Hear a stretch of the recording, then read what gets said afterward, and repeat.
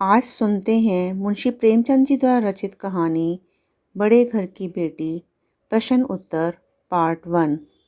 बेनी माधव सिंह ने बेटे की ओर से साक्षी दी। हाँ, बहु बेटियों का ये स्वभाव अच्छा नहीं कि मर्दों के मुंह लगे। बेनी माधव सिंह को बहु बेटियों का कौन सा स्वभाव अच्छा नहीं लगता था। बेनी माधव सिंह जो थे वो गोरीपुर गांव के ज़मींदार थे, नंबरदार थे और श्रीकांत और लाल बिहारी के पिता हैं, आनंदी के ससुर हैं। किसी ज़माने में उनके दादा परदादा जो थे बहुत अमीर थे। वो आज भी जो गांव में तालाब बने हैं, मंदिर बने हैं, वो उन्हीं के पूर्वजों की निशानी है। पर अब वो जीर्ण शीर्ण हो गए हैं, टूट गए हैं, पहले जैसी स्थिति उनकी नहीं है।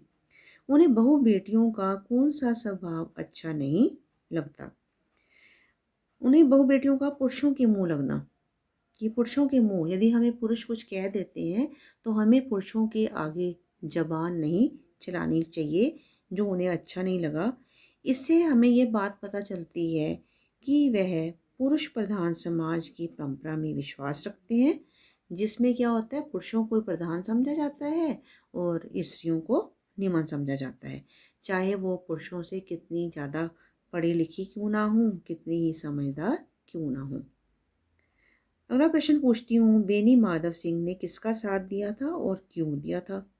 बेनी माधव सिंह ने अपने छोटे बेटे लाल बिहारी का ही साथ दिया, जबकि लाल बिहारी ने अच्छा नहीं किया था। उसने आनंदी को खड़ाऊं फेंक कर मारी थी, जिस बात के लिए बेनी माधव सिंह को उन्हें डांटना चाहिए था। लेकिन बेनी माधव सिंह ने अपने छोटे पुत्र लाल बिहारी का ही साथ दिया था और ये भी कहा था, स्त्रियों के प्रति उन्होंने क्या कहा, कहा कि मुझे ऐसा स्वभाव बहु बेटियों का अच्छा नहीं लगता कि वो मर्दों के मुंह लगे। उनके विचार से मर्दों का स्थान हमेशा ऊंचा होता है।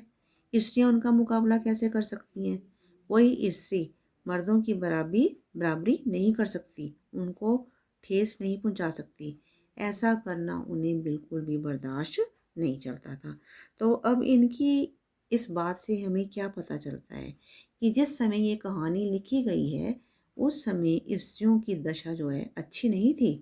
उन्हें दबा कर रखा जाता था, उन्हें बराबरी का दर्जा नहीं मिलता था। स्त्रियों को अपनी बात कहने या अपनी सोच को व्यक्त करने का अधिकार नहीं था। समाज में स्त्रियों का स्थान जो था केवल चूल्हे चौके तक था और घरेलू कामकाज तक ही सीमित था। इसके पीछे क्या कारण था? अशिक्षा और पिछड़ापन इसका कारण था। वह भरी बैठी थी, हजरत कुछ तीखे थे। इस कथन में हजरत कौन थे, वे तीखे क्यों थे? वह भरी बैठी थी, यह हजरत भी कुछ तीखे थे। इस कथन में वह शब्द का प्रयोग किसके लिए किया गया है? हजरत किसे कहा गया है? तो हजरत आनंदी भरी बैठी थी, बहुत कुछ कहना चाहती थी। यहाँ पर वह और हजरत शब्द का प्रयोग श्रीकंठ के लिए किया गया है। हजरत कौन थे? हजरत शब्द का प्रयोग किसके लिए किया गया? श्रीकंठ के लिए किया गया। क्यों किया गया? क्योंकि उस समय श्रीकंठ गुस्से में था।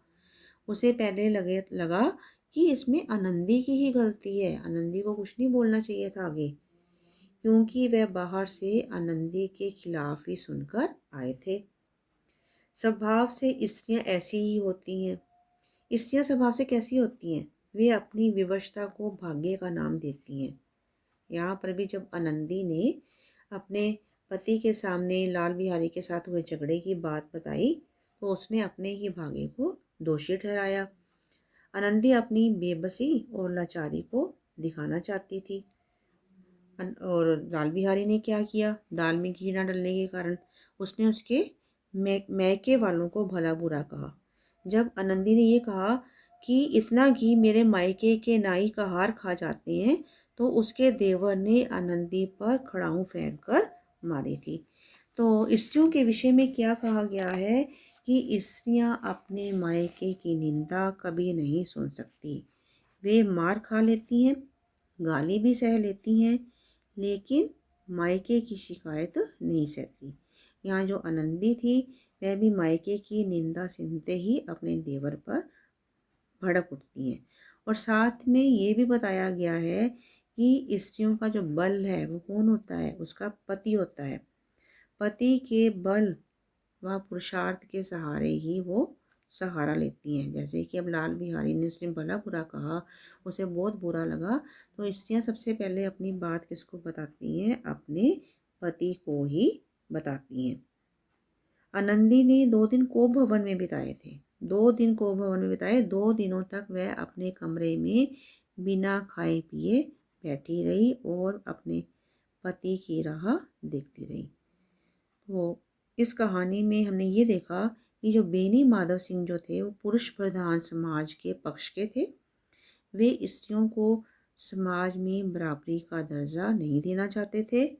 जब आनंदी ने क्या किया, जब आनंदी ने उनसे कहा, लाल बिहारी का विरोध की बात की, तो बेनी माधव सिंह को ये बात बिल्कुल भी अच्छी नहीं लगी। यह जो बात थी यह बेनी माधव सिंह के भेदपूर्ण व्यवहार को दर्शाता है कि किस प्रकार से वो दोनों बच्चों से भेदभाव करते हैं।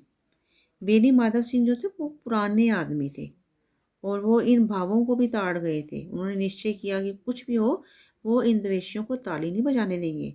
इन भावों से क्या मतलब है, इन भावों को ताड़ गए थे। कौन से भावों को? गांव में कुछ कुटिल लोग भी थे जो क्या करते थे, ठाकुर साहब की नीतियों पर जलते थे। क्यों? क्योंकि वो नीतिपूर्ण बातें करते थे। लेकिन जब अब बाप बेटे की झगड़े की बात पता चली तो किसी न किसी बहाने से वहाँ एकत्रित हो जाते थे।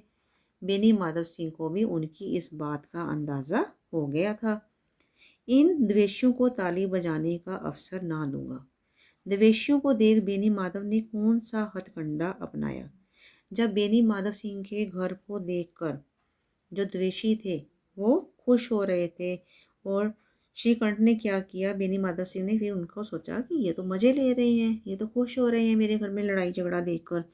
तो वो श्रीकंठ से कोमल शब्दों में बोले, ये लाल बिहारी से गलती तो हुई है, अब जो ठीक समझो तुम करो।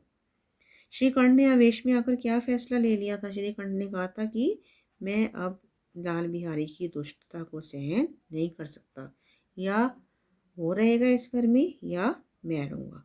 आपको जो अधिक प्यारा हो वो घर में रहे और दूसरे को जाने दो। श्रीकंठ का भी उस पर हार्दिक संदेह था। किस पर? श्रीकंठ जो था अपने छोटे भाई लाल बिहारी से बहुत प्यार करता था। उसने उसे कभी डांटा भी नहीं था। जहाँ वह नौकरी करता था इलाहाबाद से, वह वहाँ से उसके लिए कुछ ना कुछ लेकर आता था। मुकद्दर की जोड़ी भी श्रीकंठ ने ही बनवाई थी।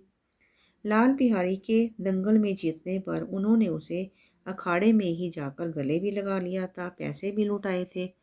तो इस प्रकार से इस कहानी में हमने पढ़ा कि किस प्रकार से अंत में आनंदी जो थी उसने ही प्यार से घर की सारी बात को संभाल लिया और उसने लाल बिहारी को घर में रहने के लिए ही कहा। बिगड़ी हुई बात को किस प्रकार से उसने टूटने से बचा लिया और यही समझाने का प्रयास किया है कि हमें रिश्तों को टूटने नहीं देना चाहिए। जिस प्रकार से आनंदी ने बड़ी समझदारी से, धैर्य से, दूरदर्शिता से घर को संभाल लिया, पान सहकर भी बाद में उसने लाल बिहारी को मना कर दिया कि घर से नहीं जाना, श्रीकंठ को भी मना कर दिया उन्होंने। इस प्रकार से अंत में दोनों भाई जो थे गले मिल गए। आनंदी ने भी उसे लाल बिहारी को क्षमा कर दिया। सब कुछ पहले जैसा हो गया। इस कहानी का उद्देश्य यही है कि यथार्थ के साथ साथ हमें आदर्श होना चाहिए।